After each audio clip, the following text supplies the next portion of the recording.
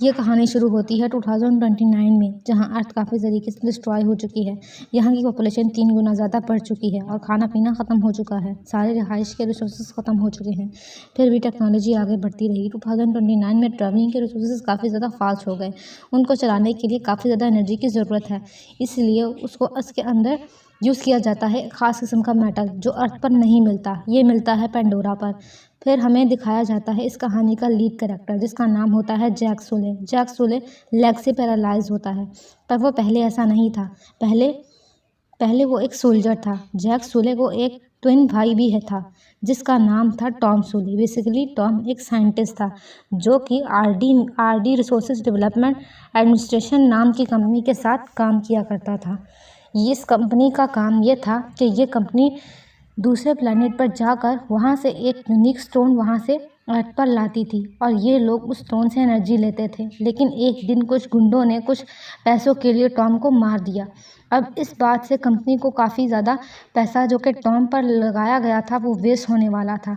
इसलिए वहाँ के कुछ लोगों ने सोचा कि क्यों ना इसके ट्विन भाई को अपने इस ऑपरेशन में काम में ले लें। तभी वो उसके पास में जाते हैं और उसको बोलते हैं कि कुछ लोगों ने तुम्हारे भाई को मार दिया है, लेकिन उसके ऊपर हमारी कंपनी ने बहुत पैसा लगाया है। अगर तुम चाहो तो तुम उसकी जगह ले सकते हो, क्योंकि तुम्हारा बॉडी स्ट्रक्चर और डीएनए बिल्कुल तुम्हारे भाई से मिलता है, जो कि हमारे लिए फ़ायदेमंद है। अगर तुम हमारा साथ दोगे तो हम तुम्हें बहुत सारे पैसे और एक अच्छी लाइफस्टाइल देंगे। इस बात से जैक एग्री करता है और उनके साथ मिल जाता है। यहाँ से 5 साल और 9 महीने कहानी आगे बढ़ती है और जैक ये पूरा सफ़र स्पेस के एक पॉड में ट्रैवल करता हुआ गुजारता है, जिसमें जैक एक हाइपर स्लीप में होता है। इस स्लीप में होने की वजह से इन 6 सालों में जैक की बॉडी पर असर नहीं पड़ा था। वो जिस एज में अर्थ से निकला था उसी एज में अपने आप को वहाँ पर पाता है। जैक के साथ और भी सोल्जर्स होते हैं जो अर्थ से उठाए गए होते हैं। ये सब सिर्फ नाम के सोल्जर्स होते हैं जो कि पैसों के खातिर अपनी जान की परवाह किए बिना पेंडोरा पर आने के लिए तैयार हो गए थे। जैसे ही वो सारे सोल्जर्स पेंडोरा पर उतरते हैं तो उनके सीनियर्स उनको कहते हैं कि यहाँ की हवा आपकी जान ले सकती है, इसीलिए आपको हर वक्त मुँह पर मास्क लगाना पड़ेगा। वहाँ से जैक पेंडोरा के इंडक्शन रूम में पहुँचता है, जहाँ पर वो कहानी के मेन विलन से मिलता है, जिसका नाम होता है कर्नल क्वेरी। कर्नल वहाँ पर मौजूद सब सोल्जर्स से स्पीच देता है और कहता है कि वो एक सोल्जर है। मैंने आज से पहले और बड़े बड़े मिलिट्री कैंपेन में हिस्सा लिया है, लेकिन आज तक मुझे गोली नहीं लगी। लेकिन जैसे ही मैं इस पेंडोरा पर आया मैं ज़ख्मी हो गया। जैसा आपने सोचा था ये पेंडोरा वैसा नहीं है। यहाँ की आबहवा, यहाँ के नेचर और यहाँ के क्रिएचर बिल्कुल अर्थ से अलग हैं। अगर ज़िंदा रहना चाहते हो तो मेरे रूल्स को फॉलो करना। मेरा काम है आप लोगों की ज़िंदगियाँ बचाना और इस कैंपेन को ख़त्म होते ही आपको ज़िंदा घर पहुँचाना। मैं ज़्यादा लोगों को नहीं बचा पाऊँगा, इसलिए आप लोगों का काम है मेरा साथ देना इस पेंडोरा पर जीने के लिए। जैक की मुलाकात एक नॉर्म से होती है। नॉर्म एक साइंटिस्ट होता है। उसका काम होता है कि वो अवतार बनकर पेंडोरा के लोगों में घुलता मिलता है। पेंडोरा के लोगों को नावी कहा जाता है और इंसानों और नावियों का डीएनए मिलाकर एक डीएनए तैयार किया जाता है, जो कि अर्थ से ही बनाकर लाया जाता है। इसके अंदर काफ़ी मिलियंस का खर्चा होता है। यही मेन रीज़न था कि जैक को टॉम की जगह रिप्लेस किया गया था, क्योंकि उसका डीएनए अपने भाई के साथ काफ़ी ज़्यादा मैच करता था। वहीं पर जैक की मुलाकात उन्हीं सभी साइंटिस्ट के लीडर से होती है, जिसका नाम होता है ग्रेस। ग्रेस काफ़ी वक्त से नावियों के साथ रहती थी। वो उन्हें सिखाती थी लिखना पढ़ना और अपनी लैंग्वेज भी सिखाती थी। लेकिन जब वो जैक को देखती है तो वो गुस्सा होती है, क्योंकि उसको एक सोल्जर की ज़रूरत नहीं थी, उसे एक साइंटिस्ट की ज़रूरत थी और साइंटिस्ट तो टॉम था। जब उसे पता चलता है कि उसकी जगह एक ऐसे इंसान को लाया गया है जो पैरालाइज है और एक सोल्जर को लाया गया है जिसके पास बिल्कुल भी नॉलेज नहीं है कि इस जगह पर कैसे जीना है, क्योंकि टॉम ने पेंडोरा पर कैसे जीना है इसकी प्रैक्टिस की थी अर्थ पर। इस चीज़ से नाराज़ होकर ग्रेस इस कैंपेन के हेड के पास जाती है और वो उसे बोलती है कि तुमने मुझे इस पैरालाइज को क्यों दिया, बल्कि ये एक साइंटिस्ट भी नहीं है। वहाँ पर पार्कर उसे बताता है कि ऑलरेडी इस कैंपेन में बहुत खर्चा हो चुका है और हमारा मेन काम अनऑब्टेनियम को पाना है। अनऑब्टेनियम एक स्टोन का नाम है जिसका 1 किलो 100 करोड़ के बराबर है। इस कैंपेन का खर्चा, इस ऑपरेशन का खर्चा और साथ ही साइंटिफिक रिसर्च का खर्चा सब कुछ इस स्टोन से निकलता है। हमारा मेन काम है माइनिंग का।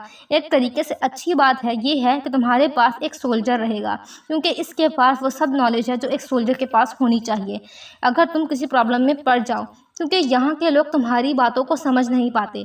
ग्रेस इसके खिलाफ होती है पर पार्कर के समझाने पर वह बाद में मान जाती है। फिर बारी आती है जैक के बॉडी के साथ अवतार की ट्रांसफॉर्मेशन की। उसे एक हाइपर स्लीप में सुला दिया जाता है। फिर उसके दिमाग को अवतार के साथ कनेक्ट कर दिया जाता है और जैसे ही उसका दिमाग अवतार के साथ कनेक्ट होता है तो वो जागकर अपने आप को दिखता है। वह बिल्कुल नीला हो चुका होता है। उसका साइज़ इंसानों से काफ़ी बड़ा हो जाता है और वो खड़े होने की कोशिश करता है पर लड़खड़ाता है। वहाँ पर मौजूद साइंटिस्ट उसको बैठने को बोलते हैं, लेकिन अब जैक के पास आ गए होते हैं उसके पैर, जिनकी मदद से वो चल सकता है, घूम सकता है। इस वजह से वो खुश होकर लैब से बाहर निकल जाता है। इसी दौरान जैक को पता चलता है अवतार जो भी होते हैं जब ह्यूमन बॉडी हाइपर स्लीप में होती है तभी वो उनसे कनेक्ट रहते हैं। अगर इंसान जाग गया तो उसका अवतार सो जाता है और अवतार को जगाने के लिए फिर से हाइपर स्लीप में जाना पड़ता है। एक दिन क्वायरिस जैक को अपने पास बुलाता है और उसको कहता है कि मैंने तुम्हारा रिकॉर्ड मंगवाया था, तुम काफ़ी काबिल सोल्जर हो। जब मैंने चेक किया तो पता चला कि तुमने बहुत बड़े बड़े कैंपेन किए हैं मगर तुमने अपनी टांगें खो दी। तुम मेरे साथ एक डील करना चाहोगे? तो जैक उससे पूछता है कि कौन सी डील। तब वहाँ क्वायरिस अपना प्लान जैक को बताता है कि आज तक उन साइंटिस्ट ने उन लोगों के साथ मिलकर सिर्फ टाइम वेस्ट किया है। उनके पास में इतना सारा अनऑब्टेनियम है कि उन्हें पता भी नहीं है, मगर मैं चाहता हूँ कि उन लोगों को उनकी जगह से हटा दूँ और वहाँ से सारा अनऑब्टेनियम ले लूँ। मगर इस काम में मुझे तुम्हारी ज़रूरत है, क्योंकि मैंने उन साइंटिस्ट के माइंड को चेंज नहीं कर सकता। मगर तुम एक सोल्जर हो, तुम मेरी बात को समझोगे। तुम्हारा काम ये है कि तुम उन लोगों में घुलो मिलो, उनकी बातों को समझो, उनकी लैंग्वेज को समझो और जब मौका आए तो तुम उनको उस जगह से हटा दो जहां अनऑब्टेनियम मौजूद है, ताकि वहां मैं अपने लोगों को भेजकर वहां से अनऑब्टेनियम ले सकूं और इसके बदले में मैं तुम्हें तुम्हारी टांगें दिला दूंगा। इस बात को सुनकर जैक बहुत खुश होता है और डील पक्की कर लेता है। अगले दिन जैक, ग्रेस, नॉर्म और उसके साथ कुछ साथी पेंडोरा के जंगल में पहुंच जाते हैं, जहां पेंडोरा के लोग और ख़तरनाक एनिमल रहते हैं। ग्रेस दरख्त के सैंपल ले रही होती है, तभी जैक उससे अलग जंगल को देखने लगता है। उसके सामने एक बहुत ही खूबसूरत पौधा होता है, जिससे ही वो उसे टच करता है तो वो बंद हो जाता है।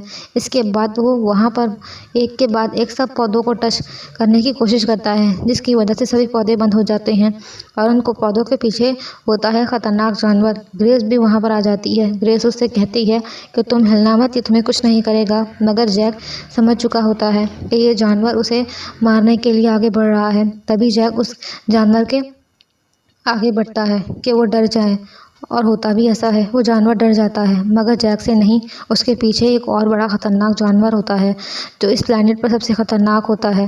ग्रेस उसको कहती है कि जितनी तेज़ हो सके भागो। तो अब जैक भागना शुरू करता है।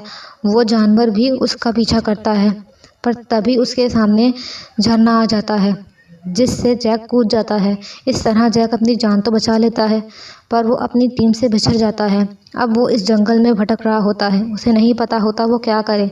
तभी हमें एक लड़की दिखाई जाती है जो दरख्त के ऊपर होती है, जिसका नाम नेटेरी है। वो इसी प्लैनेट से है। वो जैक को देख लेती है और अब वो उसे अपने तीर से मारने लगती है कि तभी उसके तीर के ऊपर एक चीज़ आकर बैठ जाती है, जिसकी वजह से वो उसे मार नहीं पाती। जैक को वहाँ रात हो जाती है। हर तरफ से एनिमल की आवाज़ें आ रही होती हैं। जैक बड़ी मुश्किल से आग जलाता है कि तभी वहाँ के जंगली कुत्ते उस पर हमला कर देते हैं। जैक उनको मारने की कोशिश करता है, मगर वो उन सब को मार नहीं पाता। इससे पहले कि जैक को वो कुत्ते मार देते, वहाँ वही लड़की नटेरी आ जाती है और वो सभी जंगली कुत्तों को मार देती है। इसके बाद वो जाने लगती है, मगर जैक उसका पीछा करता है और उसको बोलता है कि मैं तुमसे तुम्हारी चीज़ें सीखना चाहता हूँ। नटेरी कहती है कि ये आसमानी लोग सीख नहीं सकते, तुम्हें यहाँ पर नहीं होना चाहिए था। तभी जैक के ऊपर जिस तरह के फूल नटेरी के तीर के ऊपर आकर बैठ गए थे, जैक के ऊपर आकर बैठ जाते हैं। नटेरी हैरान हो जाती है। जैक उससे पूछता है कि ये सब क्या है, तो नटेरी उसे बोलती है कि साफ दरख्त के बीज हैं, तुम्हारी रूह बहुत साफ है। वो उसे अपने साथ ले जाने लगती है कि तभी नटेरी के कबीले के लोग वहाँ आ जाते हैं और जैक को वहाँ से ले जाते हैं। नटेरी के फादर इस कबीले के सरदार होते हैं और नटेरी की माँ एक स्पिरिचुअल गुरु होती हैं जो जैक का खून टेस्ट करती हैं और वो समझ जाती हैं कि ये एक साफ रूह है। जैक कहता है कि मैं तुम्हारा तौर तरीके सीखना चाहता हूँ, तुम कैसे शिकार करते हो ये भी मैं सीखना चाहता हूँ। वो उसे सिखाने के लिए मान जाते हैं। रात को जैक वहाँ से सो जाता है और अगले पल वो अपने कैंप में इंसानी जिस्म में उठ जाता है। जैक को जिंदा देखकर सब बहुत हैरान होते हैं, क्योंकि सभी को अभी तक यही लग रहा होता है कि जैक का अवतार वाला जिस्म मर चुका होगा। जैक बताता है कि मैं उनके कबीले में शामिल हो चुका हूँ और वो मुझे सिखाने के लिए तैयार हो गए हैं। अब मैं भी उनकी फैमिली हूँ। ये सुनकर सब बहुत खुश होते हैं। पीटर जैक से कहता है कि जहाँ उनका गांव बसा है वो पूरा एरिया 200 किलोमीटर का है। वहाँ अनबटेनियम बहुत सारा है, तुम्हें उन्हें हटने को बोलना होगा, क्योंकि मैं कोई खून खराबा नहीं चाहता। जैक कहता है कि अगर वो वहाँ से ना हटे तो क्या। कर्नल कहता है कि तुम्हारे पास 3 महीने हैं, इसके बाद हम अपना तरीका आजमाएंगे। अब जैक रोज़ उनके गाँव जाना शुरू कर देता है, जहाँ नटेरी उसको ट्रेनिंग देना शुरू कर देती है कि जंगलों में कैसे जिया जाता है, कैसे वहाँ भागा जाता है, हथियार कैसे चलाए जाते हैं, उनके तौर तरीके, सब कुछ। और वो बहुत जल्द सब कुछ सीख जाता है। एक दिन नटेरी उसे कहती है कि अब तुम नावी बनने के लिए तैयार हो। दरअसल ये उनके कबीले की एक रिवाज है जहाँ हर एक को ट्रेनिंग करवाई जाती है और जब वो सब सीख जाते हैं तो उसे नावी बना दिया जाता है। नावी यानी एक योद्धा। नटेरी उसे कहती है कि तुम्हें एक अपना रान चुनना होगा। यहाँ बहुत सारे जानवर हैं जिस पर बैठकर लोग सवारी करते हैं, मगर एक नावी अपनी पूरी ज़िंदगी एक सवारी ही चुन सकता है, जिसके लिए एक बहुत लंबा सफ़र तय करना होगा। जब जैक इस कबीले के बाकी लोगों के साथ जिनकी ट्रेनिंग पूरी हो चुकी है, जो अपना एक रान चुनने के लिए जा रहे हैं, जैक भी उनमें से शामिल हो जाता है। ये एक बहुत जगह पहुंच जाते हैं जहां बहुत सारे रान होते हैं। नटेरी भी वो अपने एक रान पर बैठकर वहां आ जाती है। सबसे पहले जैक को भेजा जाता है। जैक नटेरी से पूछता है कि मुझे कैसे पता चलेगा कि मेरा रान कौन सा है। तो नटेरी उससे बोलती है कि वो तुम पर हमला करेगा। जैक जब आगे बढ़ता है तो उस पर एक रान हमला करता है और जैक उसे बड़ी मुश्किल से काबू में करता है और उस पर बैठ जाता है। जैक को पहले तो उसे चलाना नहीं आता था, पर बाद में वो सीख जाता है। नटेरी जैक को पसंद करती है, जैक भी नटेरी को पसंद करता है और एक दिन जब दोनों अपने अपने रान पर होते हैं, तभी आसमान से एक बहुत बड़ा रान जो छोटे रान को खा जाता है, जैक पर हमला करता है, जिसकी वजह से जैक और नटेरी को वहाँ से भागना पड़ता है। ये दोनों उस एक रान से बच जाते हैं। रात को नटेरी जैक को बताती है कि उसे दुरूह कहा जाता है। आज तक नावी के इतिहास में सिर्फ 5 लोगों ने उसकी सवारी की है। ये हमारी दुनिया में सबसे ताकतवर है। मेरे दादा के दादा ने इस पर सवारी की थी।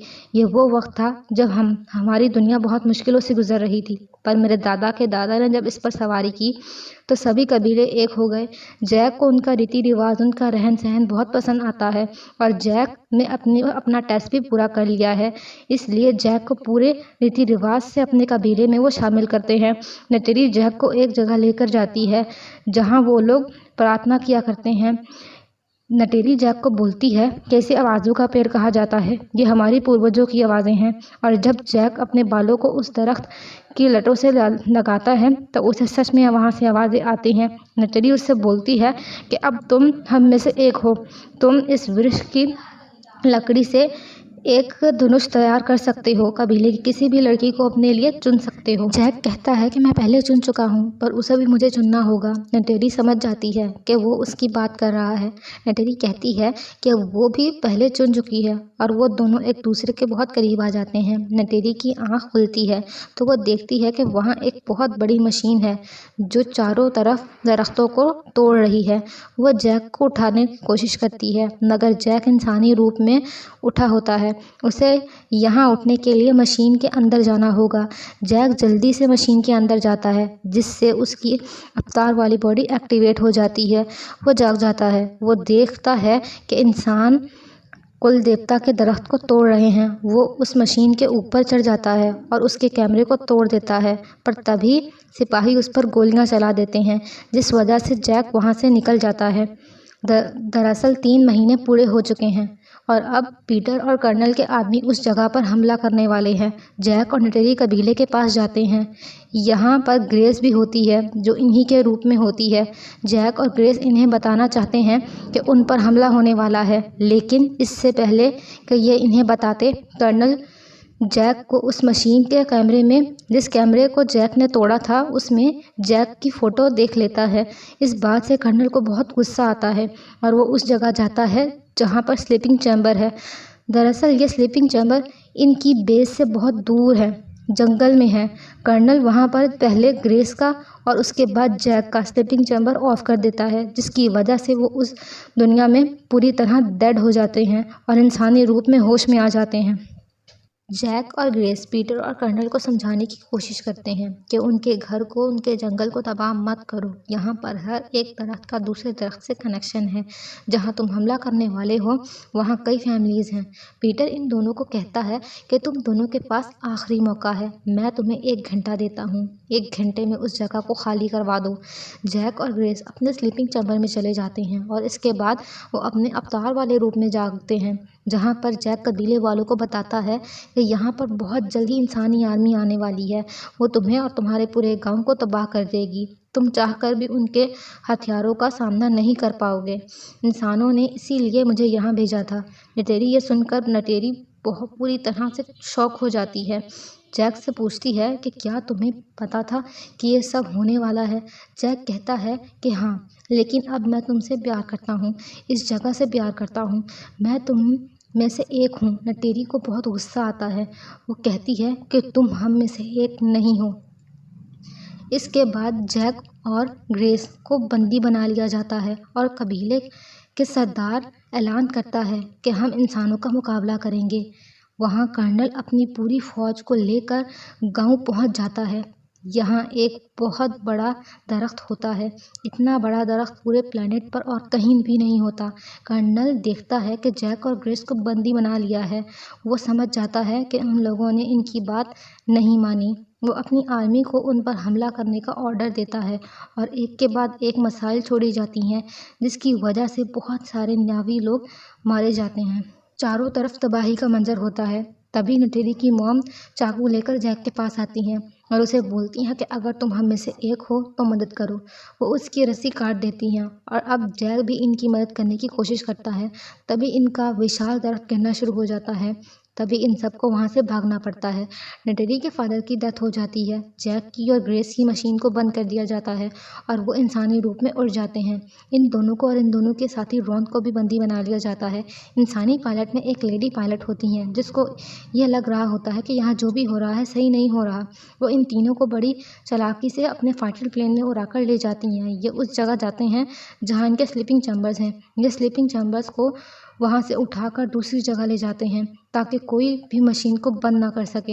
एक बार फिर जैक स्लीपिंग चैम्बर में चला जाता है और अगले पल वो करलोग के रूप में उड़ जाता है। वो देखता है कि उसके चारों तरफ दुख ही दुख है। ये तबाही का मंजर होता है। जैक कहता है कि उन्हें मेरी मदद की ज़रूरत है और मुझे उनकी मदद की ज़रूरत है, लेकिन मुझे अपनी वफादारी एक बार फिर साबित करना होगी। वो अपने एक रान को बुलाता है और उसके ऊपर बैठकर आसमान में उड़ना शुरू करता है। वो नीचे देखता है, उसके नीचे एक दुर्ग उड़ रहा होता है। इस प्लेनेट का सबसे खतरनाक पक्षी। वो अपने रान को जैक अपने रान को नीचे की तरफ जहाँ दुरुक उड़ रहा होता है वहाँ लाता है और वो अपने रान से दुरुक के ऊपर छलांग मार देता है। वहाँ हमें नामी लोगों को दिखाया जाता है जो सब के सब प्रेयर कर रहे होते हैं। तभी वहाँ पर सब डर जाते हैं क्योंकि उनकी तरफ एक दुरुक बढ़ रहा होता है जो सब लोगों को खा जाता है। लेकिन जब वो लोग ध्यान से देखते हैं तो वो देखते हैं कि उसके ऊपर जैक सवारी कर रहा है। सब डर जाते हैं क्योंकि आज से पहले सिर्फ 5 लोगों ने दुरुक की सवारी की थी। नटेरी को भी जैक पर फिर से यकीन होने लगता है। जैक ऐलान करता है कि इंसानी लोग हमारी तरफ बढ़ रहे हैं। वो चाहते हैं कि हम इस जगह को खाली कर दें, लेकिन अब इंसानों तक भी एक पैगाम पहुंचाना है कि यह हमारी जगह है और हम इसे खाली नहीं करेंगे। बाकी कबीले वालों को भी ऐलान कर दो कि दुरुक मख्तू ने उन्हें बुलाया है। असल में दुरुक पर सवारी करने वाले को दुरुक मख्तू कहते हैं। उनका ये एक पैगाम पूरे प्लेनेट पर फैला दिया जाता है। वहाँ पर और भी सारे नावी लोग इकट्ठे हो जाते हैं और अब जैक आत्माओं के वृक्ष के पास जाता है और वो इस प्लेनेट की देवी जिसका नाम अवा होता है उससे प्यार करता है और बोलता है कि मैं जानता हूँ हम इंसानों को हराने के लिए काफ़ी नहीं हैं।